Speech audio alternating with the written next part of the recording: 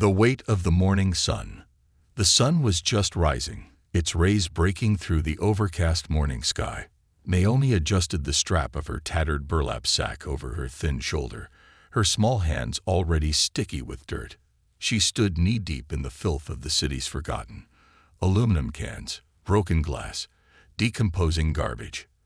The stench wrapped around her like a second skin, the air thick with decay. But for Naomi, it was nothing new. At only 10 years old, she had become an expert at ignoring the nauseating sights and smells of the city dump. She had to. It was a part of her survival. With every clink of a can tossed into her sack, Naomi felt a small but fleeting sense of accomplishment. Each can was worth a few cents, and a sackful could buy bread, maybe even milk if she found enough. She moved quickly, her fingers darting through the piles with an almost surgical precision. The sun bore down on her uncovered shoulders, the maroon dress she wore threadbare and doing little to shield her from the heat. The fabric fluttered against her legs, its hem frayed and uneven from years of wear. She adjusted her stance carefully, mindful of the jagged edges and rusted debris scattered across the wasteland. Her stomach growled, a dull ache she had grown accustomed to. Food could wait. For now, the priority was gathering enough cans to buy lunch for her 6-year-old brother, Calvin, and some soup for her mother, whose strength had been dwindling for weeks. Naomi bit her lip at the thought, her dark eyes hardening with determination. There was no one else to do this. Her father had been gone for over a year, taken away in the night by uniformed men with loud voices and colder hearts. Her mother, already frail, had fallen ill shortly after, leaving Naomi to shoulder the weight of keeping her family afloat. The rumble of an approaching vehicle broke her focus. The sound of the engine grew louder, distinct against the buzzing of flies that thrived in the filth around her. Naomi didn't look up. Her instincts told her to keep her head down and continue working. Attention from strangers, she had learned, rarely ended well. The vehicle came to a stop nearby, the engine cutting off with a jarring finality. A car door creaked open, then slammed shut. Naomi's hands didn't falter as she reached for another can, her movements steady and precise. She ignored the sound of approaching footsteps until a voice called out, "Hey, kid." Her hand froze midair, her heart thudding in her chest. She straightened slowly, her dark, wary eyes locking onto the man now standing a few feet away. He was tall, his shoulders broad under the crisp lines of a police uniform. His face was lined with age, his expression unreadable.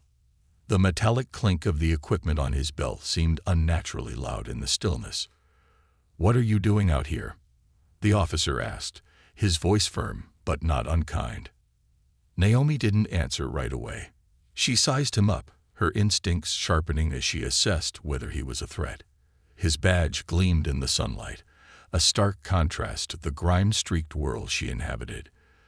Deciding that ignoring him wouldn't make him leave, she sighed and finally spoke. "Collecting cans," she said simply. Her voice was steady, devoid of fear or apology.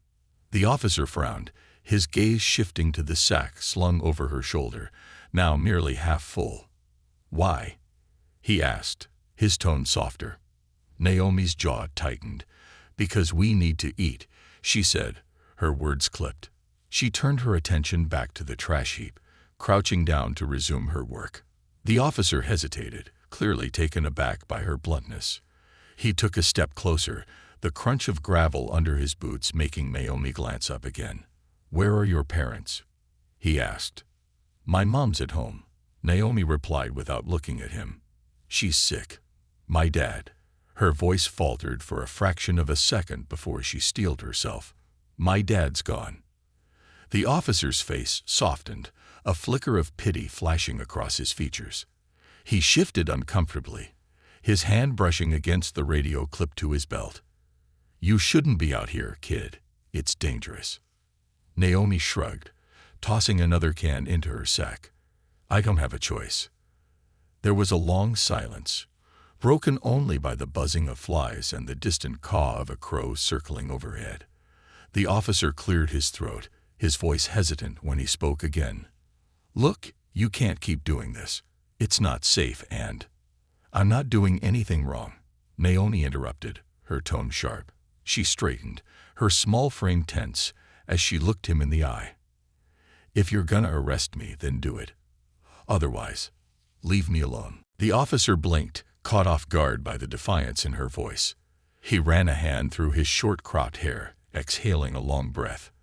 I'm not going to arrest you, he said finally. He reached into his pocket, pulling out his wallet. After a moment's hesitation, he withdrew a couple of bills and held them out to her. Here, take this and go home. Buy some food. Naomi's eyes darted to the money, then back to his face.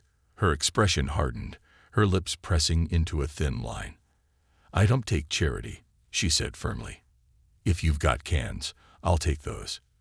But I don't take money for nothing. The officer's hand fell to his side, the bills crumpled in his grip. He stared at her, a mixture of frustration and admiration flickering in his eyes. You're a tough kid, he muttered.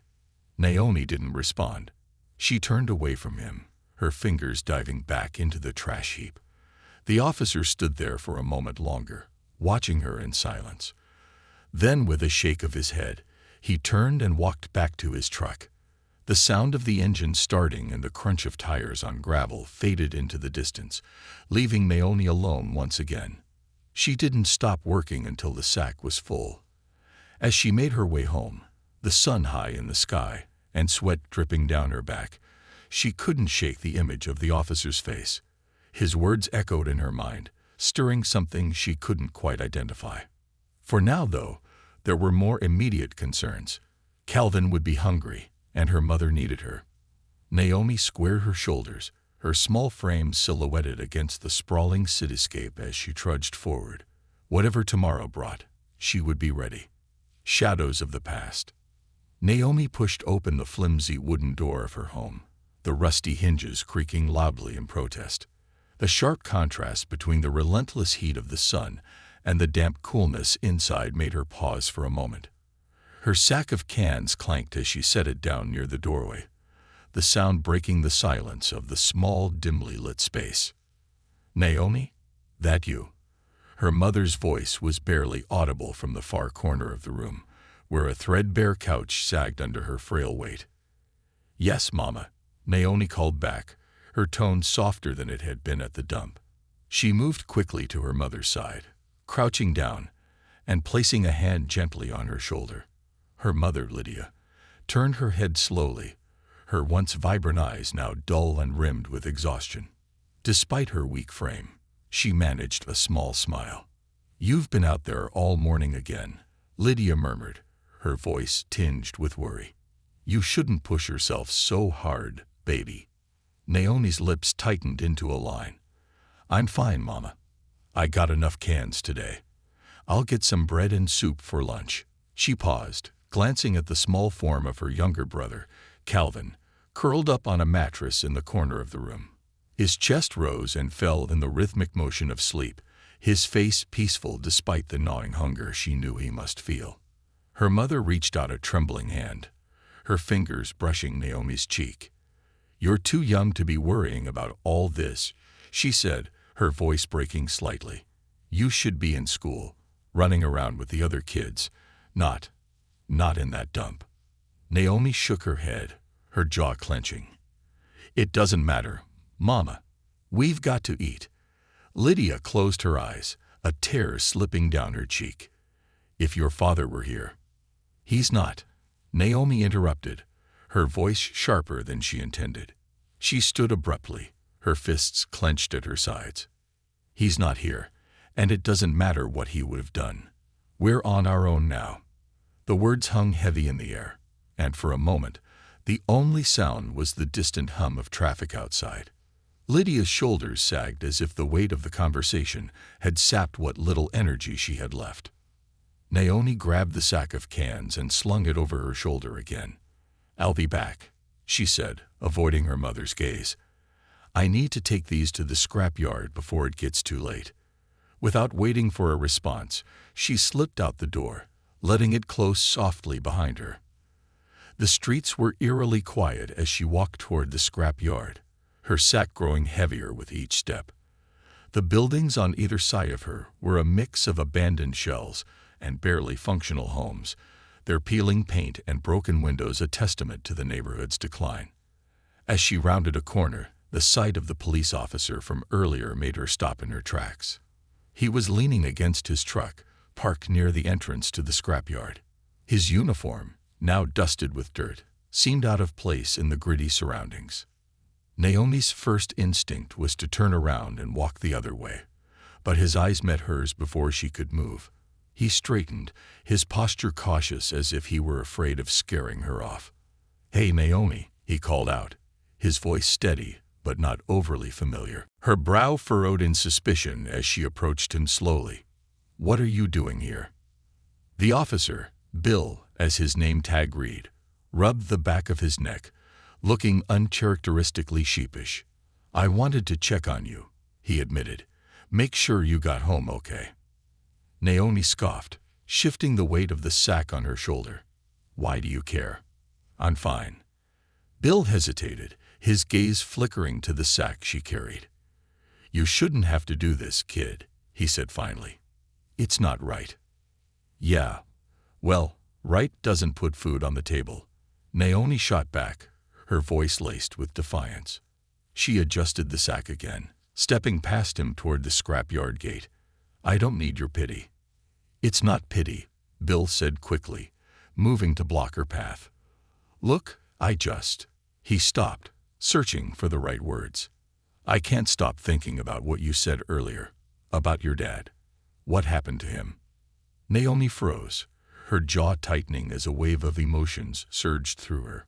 She didn't like talking about her father. It felt like reopening a wound that never fully healed. But something in Bill's expression, a mix of genuine concern and regret, softened her resolve just enough. "They said he stole something," she said quietly, her voice devoid of its usual edge. "But he didn't. He worked hard every day, did everything he could for us. And then one night," she swallowed hard, the memory still raw, "they came and took him away. Said they had proof, but they didn't." Bill's shoulders sagged, the weight of her words pressing down on him. He had heard stories like this before, too many times. The justice system wasn't perfect, and in neighborhoods like Naomi's, it often failed the people it was supposed to protect. "I'm sorry," he said after a long pause. "That shouldn't have happened." Naomi shrugged, her eyes hardening again. "Doesn't matter now. He's gone, and we're still here." Bill opened his mouth to respond, but the sound of a loud crash interrupted him. Both of them turned toward the source of the noise, a group of older kids, maybe 14 or 15, rummaging through the scrapyard and tossing metal pieces carelessly aside. "Naomi," one of the boys called out, grinning as he spotted her. "You gonna share those cans with us?" Naomi's grip on the sack tightened, her posture stiffening. "Get lost, Danny," she said, her voice low and firm. Danny's grin widened as he stepped closer, his friends following behind him. "Come on, don't be like that," he said, his tone mocking. "We're all just trying to survive, right?" Before Naomi could respond, Bill stepped forward, his presence commanding. "You heard her," he said, his voice carrying an unmistakable authority. "Back off." The boys hesitated, their confidence wavering under the weight of Bill's glare. After a tense moment, Danny muttered something under his breath and motioned for his friends to follow him. They slinked away, casting resentful glances over their shoulders. Naomi let out a breath she hadn't realized she was holding. "I could have handled that," she muttered, refusing to meet Bill's eyes. "I know," Bill said simply, "but you shouldn't have to." Naomi didn't respond. She walked past him and into the scrap yard, dropping the sack onto the scale at the counter. The attendant, an older man with grease-stained hands, handed her a few crumpled bills in exchange. It wasn't much, but it was enough for now. As she turned to leave, Bill was still waiting near the entrance, his expression unreadable. "You don't give up, do you?" she asked, a hint of irritation in her voice. Bill smiled faintly, his eyes softening. Not when it's important. Naomi stared at him for a moment, then shook her head and walked away. She didn't trust him. Not yet. But something about his persistence made her pause. As she made her way home, the crumpled bills clutched tightly in her hand. She couldn't help but wonder if maybe, just maybe, she wasn't as alone as she thought. The fragile threads of trust. The next morning came quickly, the dawn casting a pale golden glow over the city. Naomi sat on the edge of her thin mattress, her arms wrapped around her knees as she listened to the quiet breathing of her mother and brother. The faint smell of soup lingered in the air, a reminder of the rare full meal they'd shared the night before. She had spent every penny from the cans to buy the broth, bread, and a small tin of beans, determined to stretch it as far as possible. Despite her best efforts, the knot in her stomach wouldn't loosen. She had felt the officer's eyes on her as she walked home the previous day. The way he watched her, his concern almost tangible, unsettled her. People didn't care about kids like her. At least, not without wanting something in return. She shifted on the mattress, glancing toward the front door, where her burlap sack rested, empty and waiting.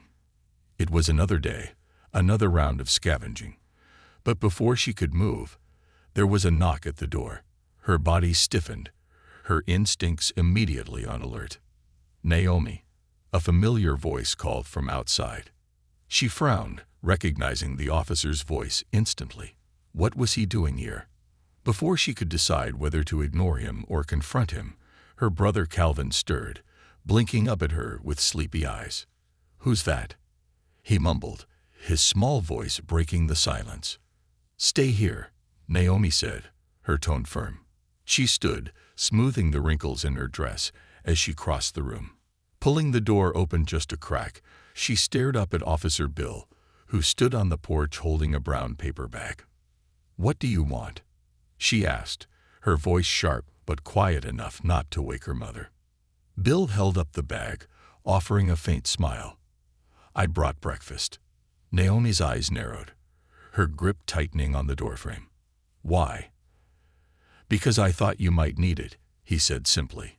He shifted his weight, his posture more relaxed than the day before. "I know you said you don't take charity, but this isn't that. Call it a thank you for putting up with me yesterday." Her lips pressed into a thin line. She hated how tempting the offer was. The smell of fresh bread and something warm wafted from the bag, making her stomach churn with longing. But she shook her head. "I told you, I don't need your help." Bill didn't budge. He crouched slightly, lowering himself to her eye level. "Naomi," he said, his voice soft. "You're strong, I can see that. But you're still a kid. You shouldn't have to fight this hard just to get by." She didn't respond, her jaw clenched as she stared at him. Behind her, she heard Calvin's small footsteps approaching. "Naomi?" Calvin's voice piped up, curious and unsure. "Who is it?" She turned slightly, glaring at him. "Go back inside." But Calvin didn't listen. He peeked around her, his eyes lighting up when he saw the bag in Bill's hands. "What's that?" he asked, pointing. Bill smiled gently. "It's food. I thought maybe you and your family could use a little extra this morning." Calvin's face broke into a grin, but Naomi shot him a look that quickly tempered his excitement. She turned back to Bill, her expression hard. "We don't need handouts." "It's not a handout," Bill insisted. "It's a gift. You don't owe me anything, Naomi. I promise." Naomi hesitated, her mind racing. She didn't trust him, couldn't trust him. But Calvin's wide, pleading eyes made her resolve falter. After a long moment, she sighed and stepped aside, opening the door fully. "Fine," she said, her voice low. "But just this once." Bill nodded, his expression softening with relief as he stepped inside. The room was small and sparsely furnished, the walls stained and peeling in places. He set the bag on the rickety table, glancing around as Calvin darted forward, eagerly peering into it. "Bread, eggs, and some fruit," Bill said, pulling the items out and arranging them on the table. "Figured it'd be a good start to the day." Calvin's face lit up as he grabbed a piece of bread, but Naomi stood off to the side. Her arms crossed tightly over her chest. "Why are you doing this?" she asked, her voice sharp. "What do you want from us?" Bill paused, meeting her gaze steadily. "I don't want anything," he said. I've been doing this job a long time, Naomi. I've seen a lot of bad things, a lot of people struggling. But there's something about you." He hesitated, his voice softening. "You shouldn't have to do this alone." Naomi's lips tightened, her eyes searching his face for any hint of deception. "We've been fine without you," she said, though her voice lacked conviction.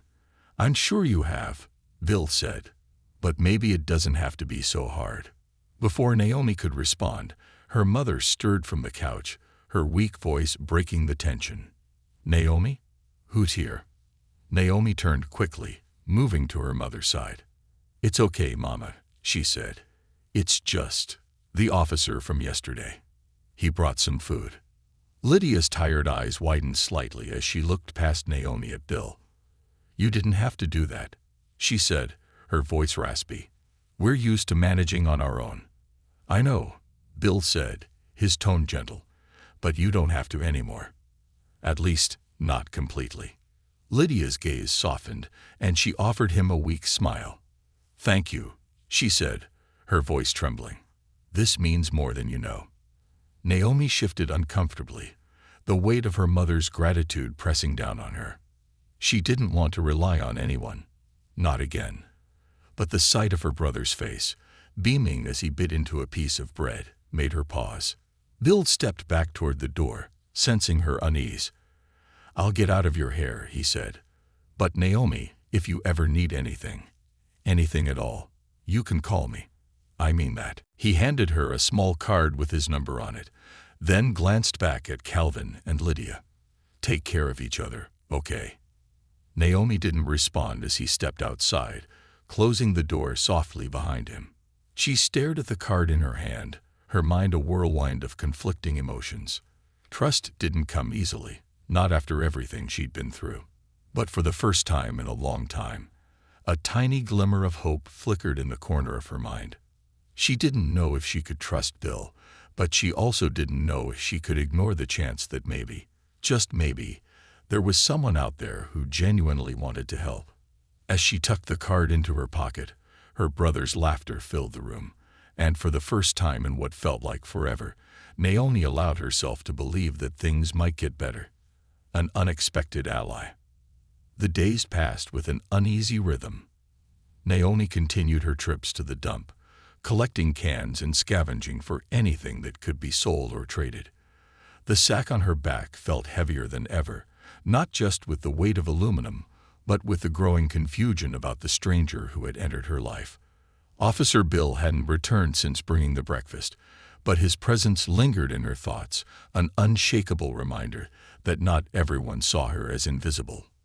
Late one afternoon, as Naomi trudged home with her sack full, the streets were alive with the sounds of children playing and neighbors shouting greetings across porches. She envied their laughter, the carefree way they moved through the world, unburdened by the crushing responsibilities she carried. Naomi kept her head down, her feet moving swiftly along the cracked pavement toward the house at the end of the block. When she reached her door, she was surprised to see a familiar figure standing there, waiting. Bill was leaning casually against the peeling frame, his hands in his pockets, looking out of place but strangely comfortable at the same time. "What are you doing here?" Naomi demanded, her voice sharp as she dropped her sack by the door. Bill straightened, a small smile on his face. "I figured it was time to check in. See how you're holding up." "We're fine," she said curtly, moving to block the door as she fished for her keys. "You don't have to keep showing up like this." "I know," Bill replied, his tone gentle, "but I want to." Naomi sighed, her grip tightening on the doorknob. She hesitated for a moment before pushing the door open and stepping inside. Calvin's laughter echoed from the back room, and she glanced over her shoulder at Bill. "You might as well come in if you're going to stand there all day," she said grudgingly. Bill stepped inside, his eyes scanning the small, cluttered space. Naomi busied herself with unpacking her sack, sorting the cans into neat piles on the floor. Her movements were quick and practiced, her focus sharp. "Where's your mom?" Bill asked after a moment. "Resting," Naomi replied without looking up. "She does that a lot." Bill nodded, watching her work. "And Calvin, how's he doing?" "He's fine," she said shortly. "Why do you keep asking about us? Don't you have other people to check on?" "I do," Bill admitted, "but you're the one I can't stop thinking about." Naomi froze, her hands hovering over the cans. She turned to look at him, her dark eyes narrowing. "Why? Because you feel sorry for me?" "No," Bill said firmly. "Because I see how hard you're fighting to keep your family together, and I respect that. But I also know you shouldn't have to do it alone." Naomi's lips pressed into a thin line. She hated the way his words made her feel. Seen, understood, vulnerable. It was easier to stay angry, to keep the walls around her heart firmly in place. But there was something about Bill's steady presence that made it hard to hold onto her defenses. Before she could respond, Calvin came bounding into the room, his face lighting up when he saw Bill. "You're back," he exclaimed, running over to him. Bill crouched down to Calvin's level, ruffling his hair with a grin. "Hey, buddy, how's it going?" Calvin held up a sheet of paper he'd been clutching in his small hands. "Look, I made this." Bill took the paper and studied it, his smile widening. It was a drawing of their little house, with stick figures representing each of them. Calvin's attention to detail was impressive. Even the sagging roof and cracked windows were included, but what caught Bill's eye was the addition of a figure in a blue uniform standing beside the house. "Is that me?" he asked, pointing to the figure. Calvin nodded eagerly. "Yeah, you're helping us, like you said you would." Bill felt a lump form in his throat. He glanced at Naomi, who was watching the interaction silently, her arms crossed over her chest. Her expression was guarded, but he could see the faintest flicker of uncertainty in her eyes. "It's a great drawing, Calvin," Bill said, handing it back. "You're a talented artist." Calvin beamed, clutching the paper to his chest. "Thanks. Do you want to stay for dinner? We don't have much, but—" "Calvin," Naomi interrupted, her tone sharp. "Go play in the other room." Calvin looked up at her, his smile fading slightly. "But—" "Now," she said firmly. With a reluctant nod, Calvin shuffled back to the other room, clutching his drawing tightly. Bill straightened, meeting Naomi's glare head-on. "You didn't have to do that," he said quietly. "Yes, I did," she shot back. "I don't want him getting used to you being around. You're going to leave eventually, just like everyone else." Bill's chest tightened at her words. "Naomi, I'm not here to let you down. I know you don't trust me yet, and I get that, but I'm not going anywhere." She scoffed, shaking her head. "That's what they all say." "Then let me prove it," Bill said, his voice steady. "I'm not just here for a day or a week. I'm here because I believe you and your family deserve more than this, and if you'll let me, I want to help." Naomi stared at him, her expression unreadable. She wanted to believe him, wanted desperately to believe that someone cared enough to stay, but the fear of being disappointed again kept her silent. Finally, she spoke, her voice barely above a whisper. "You don't know what it's like to be left behind, to have to grow up too fast because no one else is there." Bill nodded, his gaze unwavering.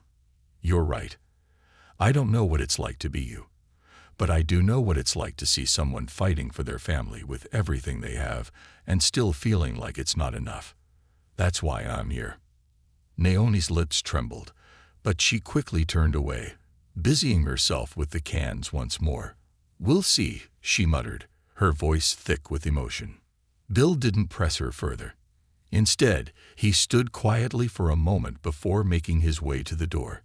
"I'll see you tomorrow," he said, his tone gentle. As the door closed behind him, Naomi let out a shaky breath, her hands gripping the edge of the table. For the first time in a long time, she felt the fragile threads of hope weaving their way into her heart. She didn't know if Bill was telling the truth, but a small part of her wanted to believe he was. In the next room, Calvin's laughter rang out, and for a brief moment, the weight on Naomi's shoulders felt just a little lighter. The breaking point. The following weeks passed in an uneasy rhythm of change.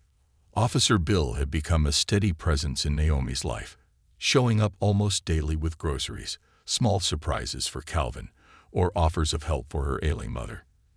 Despite her lingering mistrust, Naomi couldn't deny that his efforts had made a tangible difference. The food meant fewer trips to the dump, and with Calvin eating regularly, his energy returned in ways Naomi hadn't seen in months. Even her mother seemed to improve, though her illness still clung to her like a shadow. Still, Naomi couldn't fully let down her guard. Every time Bill left their small, run-down home, she braced herself for the day he wouldn't return. She refused to rely on him, no matter how much easier he made their lives. Trust was a dangerous luxury she couldn't afford. One crisp autumn morning, Naomi woke to the sound of voices outside the house. She rubbed her eyes and peered out the window, her heart sinking at the sight of Danny and his group of friends loitering near the porch. They had become a growing nuisance, their demands for sharing her scavenged cans growing more aggressive by the week. Naomi had always stood her ground, but lately, their threats had begun to feel more serious. Steeling herself, she grabbed her burlap sack and stepped outside, closing the door firmly behind her. "What do you want?" she asked, her voice sharper than she felt. Danny smirked, leaning casually against the crooked fence. "Relax, Naomi," he said, his tone mocking. "We just wanted to check in. See how you're doing." "You don't care how I'm doing," Naomi snapped. "Just say what you want." Danny's smirk faltered, and he stepped closer, his expression hardening. "Fine," he said. "We saw that cop hanging around your place again yesterday. You think you're better than us now, getting special treatment?" Naomi clenched her fists, her chest tightening. "He's not here for me," she said. "He's just helping my mom." Danny scoffed. "Helping? Yeah, right. Cops don't just help people like us. You better watch yourself, Naomi. People don't like snitches." "I'm not a snitch," she shot back, her voice rising. "I don't tell him anything." Danny shrugged, a cruel smile playing on his lips. "Doesn't matter. People are talking. And if you're not careful, you're gonna end up in trouble." Naomi took a step forward, her small frame radiating defiance. "If you've got a problem with me, Danny, then say it. Otherwise, leave me alone." The tension crackled in the air between them, and for a moment, it seemed like Danny might lash out. But then one of his friends muttered something under his breath, and Danny stepped back, his grin returning. "Fine," he said, "but don't say I didn't warn you." With that, he turned and sauntered off, his friends trailing behind him. Naomi watched them go, her heart pounding. She stayed on the porch until they disappeared around the corner, then slumped against the door, her knees trembling. Later that day, Bill arrived as usual, his truck pulling up to the curb with a familiar rumble. Naomi was sitting on the porch, her arms wrapped around her knees. She didn't look up as he approached. "Hey, Naomi," Bill said, his tone cautious. "Everything okay?" She shrugged, her gaze fixed on a cracked pavement. "Fine." Bill crouched beside her, his eyes scanning her face. "You sure? You don't seem fine." Naomi hesitated, her jaw tightening. She didn't want to tell him about Danny and his threats. It felt too much like admitting weakness. But as Bill waited silently, his steady presence comforting in a way she didn't fully understand, the words spilled out before she could stop them. "Danny and his friends came by," she said quietly. They think I'm working with you, that I'm telling you things." Bill's brow furrowed, his jaw tightening. "What did they say?" "They said I should watch myself," Naomi muttered, her voice bitter. "Like I don't have enough to deal with already." Bill's expression darkened, And for a moment, he didn't speak. When he finally did, his voice was firm. "Naomi, I'm not going to let them hurt you." She scoffed, shaking her head. "You can't stop them. They're just waiting for you to leave. And then they'll come back." Bill placed a hand on her shoulder, his touch gentle but grounding. "I know it feels like that, but you're not alone in this. You don't have to fight them on your own." Naomi looked up at him, her eyes brimming with a mix of frustration and fear. "What am I supposed to do?" she demanded.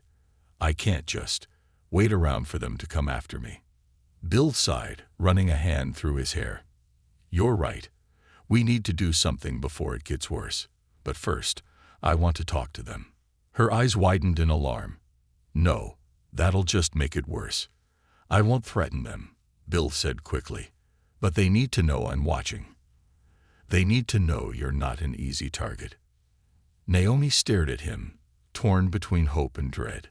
"What if they don't listen?" she whispered. "Then we figure out the next step together," Bill said. "But I'm not going to let them scare you into silence. Naomi, you're stronger than that." The confrontation with Danny didn't happen immediately. Bill spent the next few days carefully observing the neighborhood, learning Danny's patterns and the places he and his friends frequented. He was patient, knowing that a poorly timed confrontation could make things worse for Naomi. Meanwhile, Naomi found herself caught between relief and anxiety. Bill's presence was both comforting and unsettling.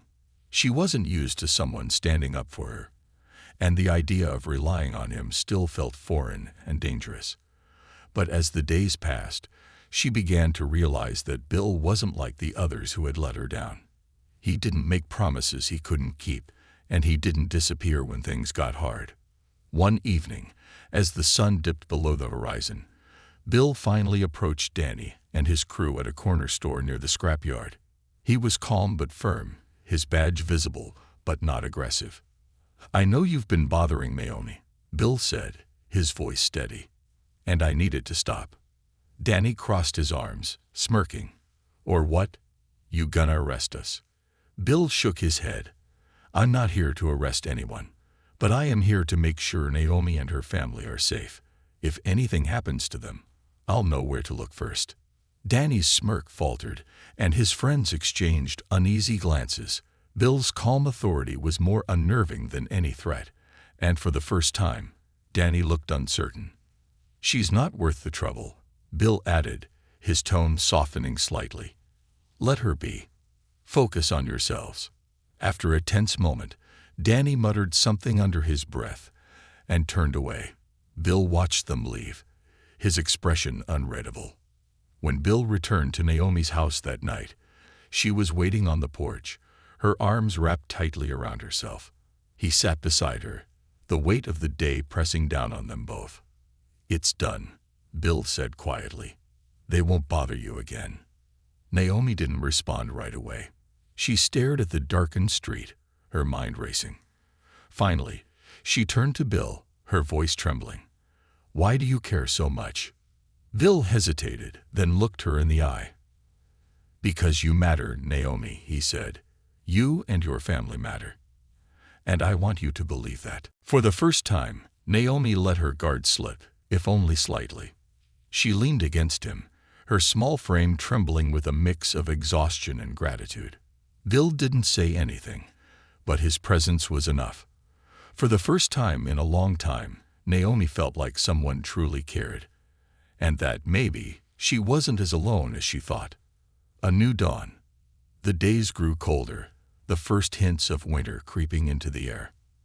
Naomi stood at the window, watching frost creep across the corners of the glass. Her breath fogged the pain as she stared at the street, now quieter than usual. Danny and his group had kept their distance since Bill's confrontation, but Naomi still felt uneasy. Every shadow felt like a threat, every stranger's glance a question she couldn't answer. Behind her, Calvin giggled softly as he sorted through a pile of crayons, carefully choosing colors for another drawing. Their mother was sleeping on the couch, her shallow breaths filling the small room with a steady rhythm. Naomi glanced over her shoulder, her heart aching at the sight of her mother's gaunt frame. Lydia was better than she had been weeks ago, but the improvement was fragile, and Naomi knew it wouldn't last without more help. There was a knock at the door, and Naomi's pulse quickened. Calvin scrambled to his feet, running to answer it before she could stop him. "Calvin, wait," she called, but it was too late. The door creaked open to reveal Bill standing on the porch, a small smile on his face.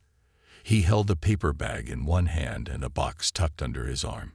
"Hi, Calvin," he said, his voice warm. "How's my favorite artist?" Calvin grinned, stepping aside to let Bill in. "I'm working on another picture," he said, grabbing Bill's hand and tugging him toward the table. "Come see." Naomi crossed her arms, leaning against the wall as Bill set the bag on the table and crouched beside Calvin. He studied the drawing carefully, nodding appreciatively. "Wow, this is great," he said. "You've got talent, kid." Calvin beamed, his cheeks flushing with pride. "Do you want me to make one for you?" "I'd love that," Bill replied. "You can draw something for my office. How about that?" Calvin's eyes widened. "Really? You'd hang it in your office?" "Of course," Bill said. "It'd be the best thing in there." Naomi cleared her throat, her tone sharp. "What's in the bag?" Bill glanced up at her, unbothered by her abruptness. "Groceries," he said, "and a little something else I thought you might like." Naomi frowned, stepping closer as he opened the bag and began unloading its contents. There were the usual staples: bread, canned vegetables, a carton of eggs, but at the bottom of the bag, he pulled out a brand new backpack. It was sturdy with bright colors that seemed almost out of place in their dim, worn-down home. "What's that for?" Naomi asked, her voice cautious. Bill stood, holding the backpack out to her. "For you," he said simply. "I know you've been thinking about school." Naomi stiffened, her gaze darting to the backpack and then back to Bill's face. "I told you, I can't go back." "Not yet." "I know," Bill said, his tone gentle but firm. "But I've been talking to the principal at the local school. They're willing to work with you, Naomi. They know it's been a while, but they want to help you catch up." Her jaw tightened. "I can't leave my mom and Calvin." "You won't have to," Bill said. "We'll figure it out together. I can help with groceries and bills. And I've been working with a local social worker who can arrange for someone to check in on your mom during the day." Naomi stared at him, her arms crossed tightly over her chest. "Why are you doing this?" she asked, her voice cracking. "Why do you care so much about what happens to me?" Bill met her gaze, his eyes steady and kind. "Because someone cared about me once," he said. "When I was a kid, I was in a bad place. Different circumstances, but the same feeling of being stuck, of thinking no one cared. And then someone stepped in and showed me I mattered. I'm just trying to pay that forward." Naomi swallowed hard, her throat tightening. She wanted to believe him, but the fear of being let down was still a heavy weight on her chest. "What if it doesn't work out?" she whispered. "What if I'm not good enough?" Bill's expression softened, and he placed a hand gently on her shoulder. "You're more than good enough, Naomi," he said. "And if it doesn't work out the first time, we'll try again. I'll be here to help, no matter what." Naomi looked down at the backpack, her fingers brushing against the straps. It was new and bright, full of possibility. She thought of Calvin, of her mother, of the future she had all but given up on. Maybe, just maybe, Bill was right. The first day of school was both terrifying and exhilarating. Naomi walked into the building clutching the new backpack tightly, her heart pounding in her chest. The halls were loud and bustling, filled with kids who seemed so much younger and more carefree than she felt. Her stomach churned with anxiety, but Bill had been there that morning to see her off, his steady presence reassuring her that she wasn't alone. By the end of the day, Naomi had met a kind teacher who promised to help her catch up, and a few students who seemed curious but friendly. It wasn't easy, but it wasn't as impossible as she had feared. When she returned home that afternoon, she found Bill waiting on the porch, chatting with Calvin as he drew on the steps. Her mother was sitting in a chair by the window, her color better than it had been in weeks. Naomi stopped in her tracks, her chest tightening with a mix of gratitude and disbelief. "How was it?" Bill asked as she approached. Naomi hesitated, then shrugged, trying to play it cool. "It was okay," she said, but the small smile tugging at her lips betrayed her true feelings. Bill grinned. "That's a good start." In the weeks that followed, Naomi's world began to shift in ways she hadn't thought possible. She started to believe in the future, not just for herself but for her family. Bill remained a constant presence, helping them navigate the challenges of rebuilding their lives. It wasn't easy, and there were still hard days, but for the first time in a long time, Naomi felt like she had a chance. One crisp winter evening, as she sat at the table doing homework, Calvin crawled into her lap, holding up a new drawing. It was of their little house with the stick figures again. But this time, everyone was smiling, and the blue uniformed figure of Bill stood beside them. Naomi looked down at her brother, her eyes brimming with tears. "It's perfect," she whispered. Calvin grinned, resting his head against her shoulder. "Yeah, it's perfect now." And for the first time, Naomi believed it might just be true. Planting seeds of hope. Winter tightened its icy grip on the city, the air sharp and biting as snow began to dust the streets. Naomi adjusted her coat, one that Bill had brought over the week before, and glanced down at Calvin, whose face was practically swallowed by the oversized scarf wrapped around his neck. His mittened hand gripped hers tightly as they walked the short distance to the community center where the neighborhood Christmas event was taking place. The idea of going had made Naomi uneasy at first. It felt too public, too vulnerable. She still wasn't comfortable stepping fully into the world Bill kept urging her to embrace. But Calvin's enthusiasm had been impossible to ignore, and her mother, now able to sit up for longer stretches, had practically pushed her out the door. "You deserve this, Naomi," her mother had said that morning. "Both of you do. Go enjoy it." Naomi wasn't convinced, but she had relented. Now, as they approached the community center with its twinkling lights and cheerful music spilling into the street, she felt a strange mix of nervousness and anticipation. Inside, the warmth was immediate, a stark contrast to the cold that lingered outside. The large room was alive with activity. Children decorating cookies, families laughing as they posed for photos near a Christmas tree, and volunteers handing out cups of steaming hot cocoa. Naomi spotted Bill near the back of the room, chatting with a group of volunteers. He caught her eye and smiled, lifting a hand in greeting. "Naomi." "Calvin," he called out, making his way over to them. He crouched to Calvin's level, ruffling his hair. "You ready for some fun, buddy?"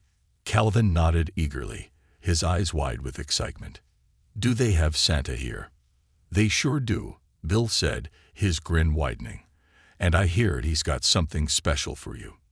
Naomi watched the exchange, her lips twitching into a reluctant smile.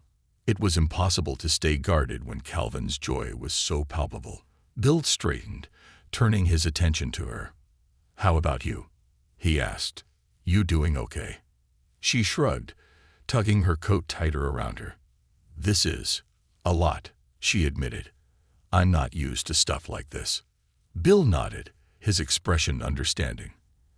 "I get it, but you're not alone, Naomi. This is your community too, whether it feels like it or not." Naomi glanced around the room, taking in the sea of unfamiliar faces. She still felt out of place, but there was something comforting about the way Bill said your community. It felt less like an obligation and more like an invitation. As the evening wore on, Naomi began to relax. She helped Calvin decorate a gingerbread house, their laughter mingling with the cheerful chatter around them. When Santa finally arrived, Calvin's excitement reached a fever pitch. Naomi watched as her little brother climbed onto Santa's lap, his cheeks flushed with happiness. "What did you wish for?" she asked when he returned, clutching the small gift Santa had given him.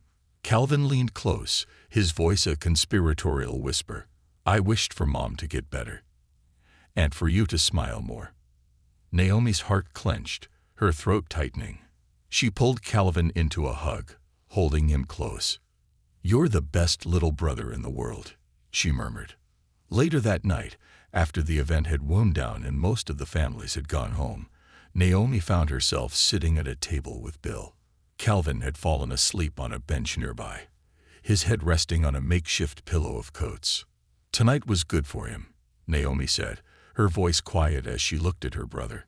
"He hasn't smiled like that in a long time." "It was good for you too," Bill replied, his tone gentle. "You let yourself enjoy it, even if just a little." Naomi shrugged, fiddling with the edge of her sleeve. "It's hard," she admitted. "Every time I start to feel okay, I remember how fast things can fall apart. I don't want to let my guard down." Bill leaned forward, resting his elbows on the table. "That's understandable," he said. "You've been carrying so much for so long. But Naomi, you don't have to do it all alone anymore. It's okay to let people in. It doesn't make you weak. If anything, it makes you stronger." She looked at him, her dark eyes filled with uncertainty. "What if they leave?" she asked, her voice barely above a whisper. "What if you leave?" Bill's expression softened, and he reached across the table, his hand resting over hers. "I won't," he said firmly. "I know I can't promise what the future holds, but I'm here now, and I'll keep showing up for you, for as long as you let me." Naomi held his gaze, her emotions churning. She wanted to believe him, to trust that his words weren't just empty promises. But trust was a fragile thing, and it would take time to rebuild. The following weeks brought more changes. With Bill's encouragement, Naomi began attending school regularly, and the small successes she experienced, answering a question in class, making a new friend, bringing home a good grade, began to chip away at her self-doubt. Calvin thrived in his own way, drawing pictures that he proudly displayed around the house. Even their mother showed signs of improvement, her strength slowly returning as she received better care. One evening, as Naomi sat at the kitchen table working on her homework, her mother joined her, a steaming cup of tea in her hands. She watched Naomi for a moment, her eyes filled with a mix of pride and sorrow. "You're amazing, you know that," Lydia said softly. Naomi looked up, startled. "What are you talking about?" "You've done so much for this family," her mother continued, "more than any child should have to do. And now you're finding your own path. You're giving us all a chance to hope again." Naomi's throat tightened, and she blinked back tears. I don't want us to fall apart again." Lydia reached across the table, taking Naomi's hand in hers. "We won't," she said, "because we have each other, and because we have people like Bill who care about us." Naomi nodded, her chest swelling with a mix of gratitude and determination. For the first time, she began to believe that maybe things really could get better. Not overnight, and not without challenges, but little by little, they were moving toward a future that felt brighter. One snowy morning, Naomi stepped outside to find Bill waiting by his truck. He waved as she approached, holding up a thermos. "Hot chocolate," he said with a grin. "Thought you might like some on your way to school." Naomi took the thermos, her cheeks flushing. "Thanks," she muttered, a small smile tugging at her lips. As she walked to the bus stop, the snow crunching under her boots, she glanced back at Bill, who was still watching her with a look of quiet pride. For the first time in a long time, she felt something unfamiliar but welcome blooming in her chest. Hope. And as she boarded the bus, her fingers tightening around the warm thermos, Naomi allowed herself to believe that maybe, just maybe, the future was hers to build. One step, one day, one act of kindness at a time. The foundations of tomorrow. The snow piled high on the sidewalks as winter deepened its hold on the city. Naomi pulled her coat tightly around herself as she trudged through the slushy streets, her breath puffing into the icy air. School had let out early due to the worsening weather, and she was eager to get home to Calvin and her mother. It had been a good day, a word she was still getting used to using. She'd aced a math quiz, made plans to work on a group project, and even shared lunch with a girl named Anaya, who had been sitting alone in the cafeteria. Naomi wasn't sure she'd call Anaya a friend just yet, but it was a start, a tentative bridge to a world Naomi had almost forgotten existed. When she reached home, the smell of soup greeted her, rich and warm. Lydia was in the kitchen, stirring a pot on the stove, her cheeks flushed from the heat. Calvin sat at the table, carefully stringing popcorn and cranberries onto a length of thread.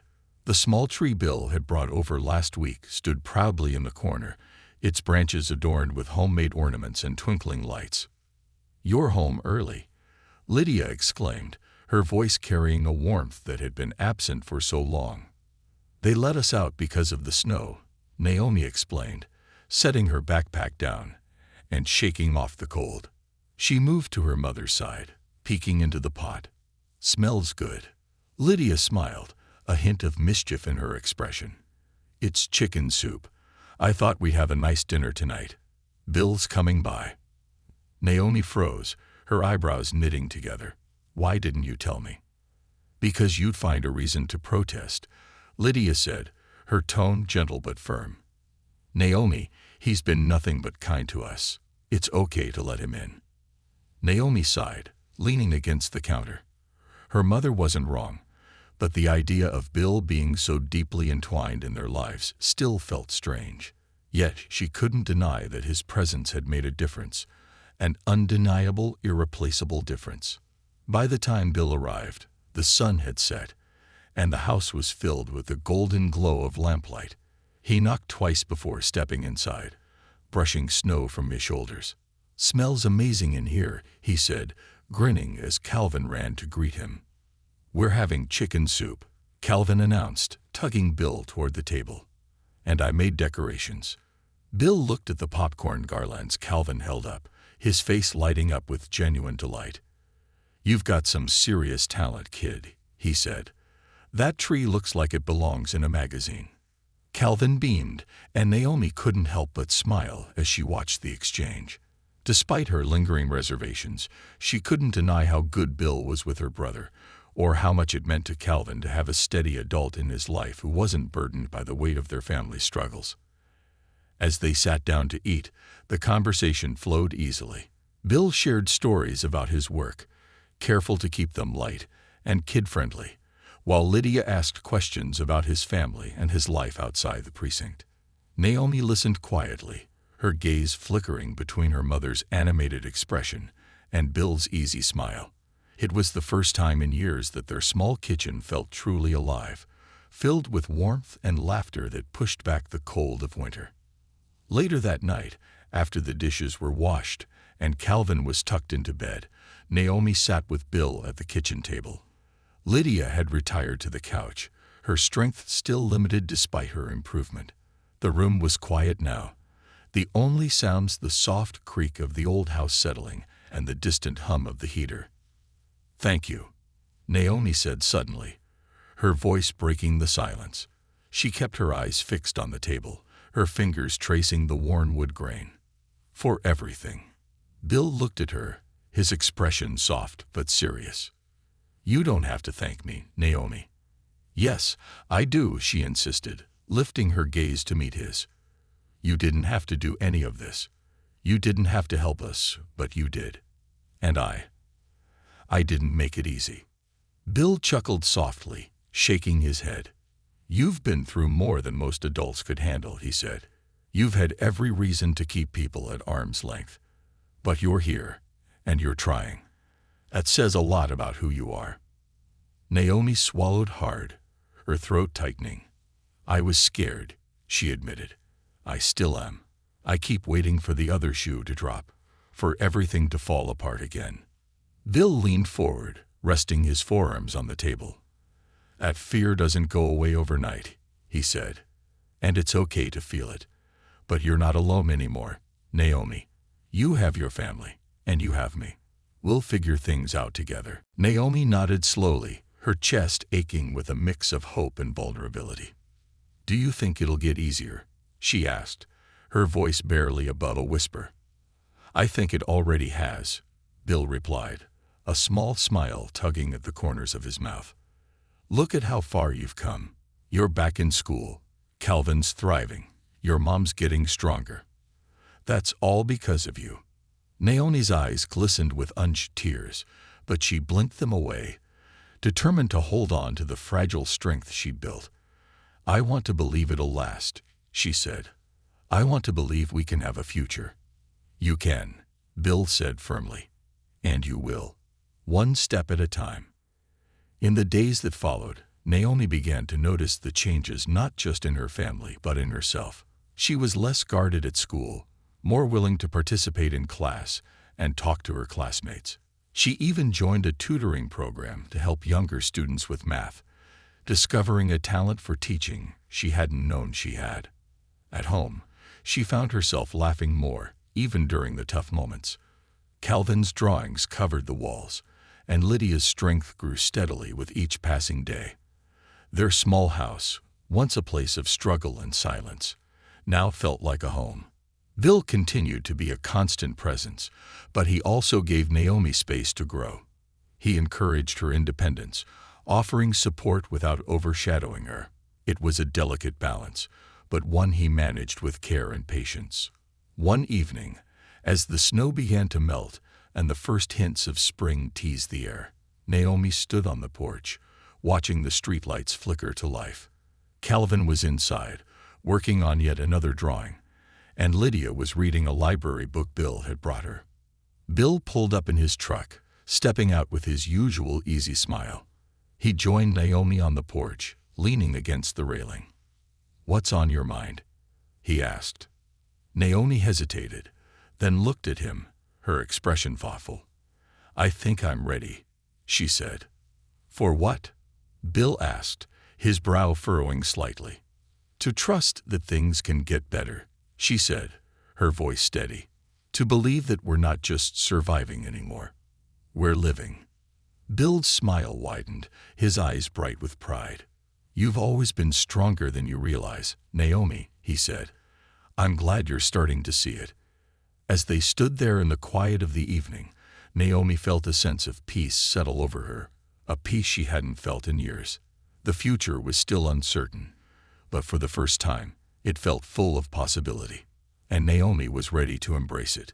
Together, they would face whatever came next, building a life from the foundations of hope and resilience they had worked so hard to create.